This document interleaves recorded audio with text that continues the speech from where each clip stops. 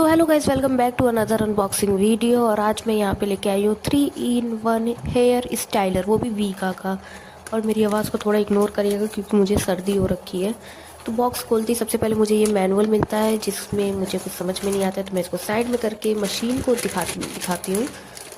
यहाँ मैंने वीका की मशीन मंगवाई है और मुझे ये 1116 की पड़ी है मुझे ये। और मैंने इससे पहले कभी भी इतनी महंगी मशीन नहीं मंगवाई थी। एक बार मैंने ट्राई करने के लिए ऐसे सस्ती सी मंगवा ली थी। और इसमें ये क्रिम्पर भी है और स्ट्रेटनर भी है और कर्लर भी है, तो काफ़ी अच्छी